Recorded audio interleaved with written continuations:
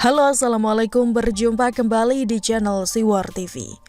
Seru juga lihat perseteruan Dhanil Anzar Simanjuntak versus Kadrun soal Rizik bukan ulama, ditulis oleh Ferry Padli.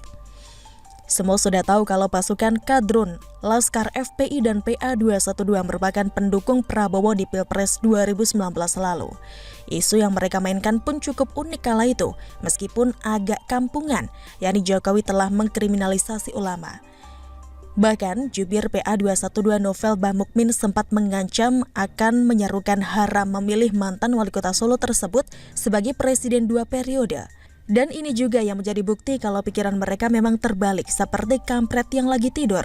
Sudah jelas-jelas Jokowi menggandeng Kiai Haji Ma'ruf Amin sebagai wakilnya, yang notabene pernah menjabat sebagai Ketua Majelis Ulama Indonesia serta Rais Am Nahdlatul Ulama.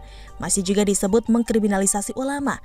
Sedangkan Prabowo jelas-jelas menolak rekomendasi cawapres dari Ijtima Ulama yang mereka lakukan, yakni Abdul Somad serta Salim Segaf Al-Jufri, malah didukung.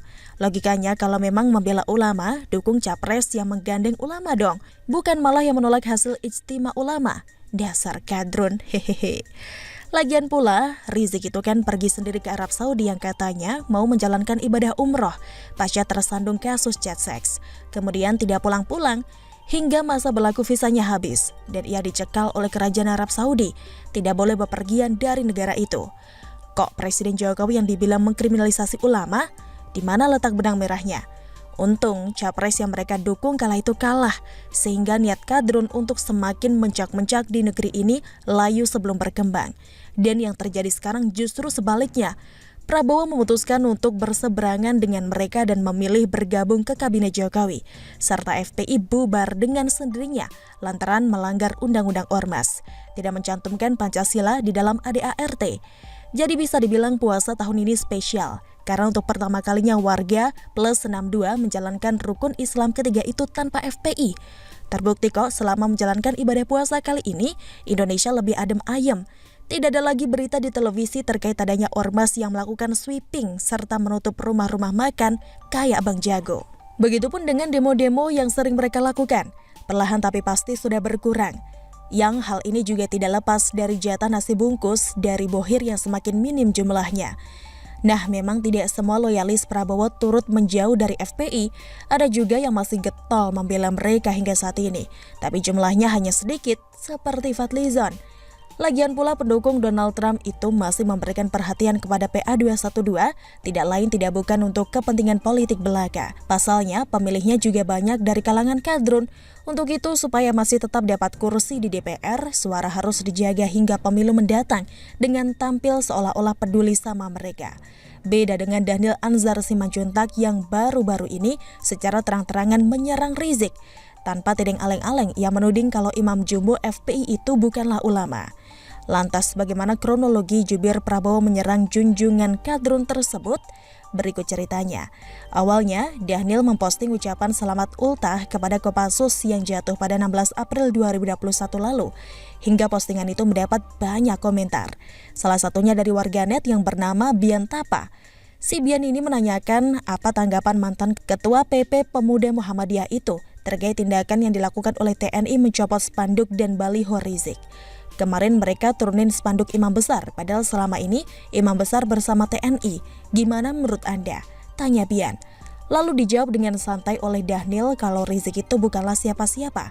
Dan ia juga mengatakan kalau Big Boss kadrun tersebut tidak pernah sama sekali berkontribusi terhadap kehidupannya. Padahal ia kerap membantu Rizik. Kemudian ada juga yang menanyakan kenapa Rizik yang telah menyerukan kebenaran kok gak dibela. Yang dijawab oleh Dhanil bahwa ulama yang memaki orang lain dan menuduh sana-sini serta memprovokasi itu bukanlah ulama yang sebenarnya. Termasuk juga ia mengatakan tidak ada warga Muhammadiyah yang beriman kepada Rizik karena ajaran ormas yang didirikan oleh Ahmad Dahlan tersebut bertentangan dengan apa yang dilakukan oleh pendiri FPI itu selama ini. Mak jelap, cadas, hehehe. Namun apa yang dilakukan oleh Dhanil itu bukan tanpa resiko loh. Ia pun kena serangan bertubi-tubi dari para kadrun pengikut Rizik. Berikut diantaranya. Ada hikmahnya, jadi semakin jelas semua kemana arahnya. Lo gue N, termasuk sama atasan, bawahan, samping kiri kanan dan sekitarnya. Dan semua yang berhubungan baik secara langsung maupun tidak, kita sudahi sampai di titik ini. Wassalam, ujar pemilik akun Twitter @setiadiudizaza yang kecewa berat dengan pernyataan Dhanil tersebut. Gampang kali kau berbelok, Bung. Cuma demi jabatan, memalukan Muhammadiyah. Pak Din saja sangat menghormati HRS. Lanjut pemilik akun @idiaeldini. Bahkan si Kadrunwati Lisa Martatara juga mengatakan Dhanil sungguh nista dengan pernyataannya itu dan menuding jubir Prabowo tersebut telah menjadikan Rizik sebagai bahan mainan saja. Astagfirullah, kalau benar ini pernyataan Anda Dhanil, sungguh nista Anda. Ternyata dukungan ulama hanya kalian buat permainan, ujar Lisa melalui akun Twitternya @lisaamartatara4. Tapi kalau melihat ke belakang, pernyataan Dhanil itu memang ada benarnya juga sih. Rizik itu kan pernah 3 kali masuk penjara di periode presiden yang berbeda. Bagaimana mau disebut ulama?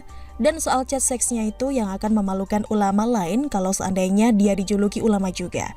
Masa sekelas orang yang disebut tokoh agama melakukan chat asusila? Bukan dengan istri sendiri pula. Di mana letak harga diri seorang ulama itu, Verguso? Di mana sih Zong? Sepertinya kita perlu petunjuk dari kakak tertua. Hehehe.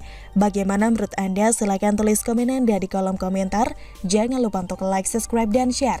Siwar TV pamit, sampai jumpa. Wassalamualaikum warahmatullahi wabarakatuh.